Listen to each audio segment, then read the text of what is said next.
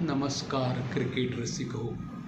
मी doctor Rajendra Bhasme आणि आपण पाहत आहात डॉक्टर राजेंद्र भस्मे टॉक्स. चौथी T20 दक्षिण आफ्रिका विरुद्ध भारत यांच्यातील सामना काल लखनौ येथील भारतरत्न अटल बिहारी वाजपेयी स्टेडियम एकाना स्टेडियमवरील रद्द करण्यात आला. खरं तर सामने रद्द करण्याचा प्रकार हा यावेळेला पहिल्यांदाच फॉगमुळे झाला. धुके भरपूर होते आणि दाट होते असं सगळ्या लखनौवासियांचं म्हणणं आहे. त्यामुळं तेथील प्रेक्षकांना आणि खेळाडूंनाही त्या हवामानाचा त्रास होत होता. एअर पोल्युशनसुद्धा 400च्या वर होतं असं ऐकण्यात आलं. खरं म्हणजे आता टेस्ट मॅच ज्या असतात त्या 5 दिवसाच्या असतात. त्यामध्ये एखादा दिवस पावसामुळे सामना रद्द होऊ शकतो. रद्द म्हणण्यापेक्षा पावसामुळे खेळ रद्द होतो.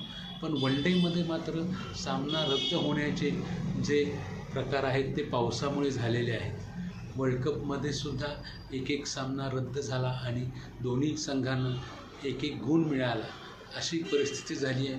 त्यामुळं त्या स्पर्धेच्या निकालामध्ये सुद्धा उलटफेर झालेला आहे.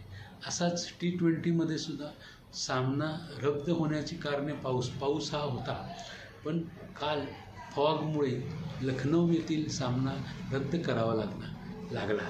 खरं तर या रद्द करण्यासाठी पंचांनी 5 वेळा इन्स्पेक्शन केलं आणि शेवटी रात्री 10च्या सुमारास सामना रद्द करण्यात आल्याचे सांगण्यात आले. दक्षिण आफ्रिकेविरुद्धचे कसोटी मालिका भारतातून लाजिरवाणा पराभव स्वीकारावा लागला.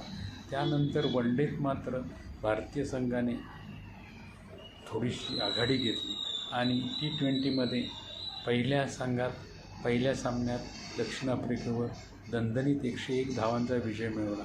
पण दुसऱ्या सामन्यात परत दक्षिण आफ्रिका जिंकली. तिसऱ्या सामन्यात भारतीय संघ 7 विकेटने जिंकला.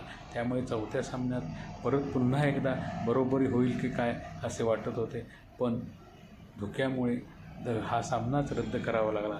त्यामुळे आता होणारा अहमदाबादमधील शेवटचा T20 सामना मात्र फारच रंगतदार होईल आणि अहमदाबाद हे शुभमन गिलचे होम ग्राउंड आहे. त्यामुळे शुभमन गिल या ठिकाणी खेळला तर तो निश्चितच हा सामना गाजवेल असे दिसते. धन्यवाद.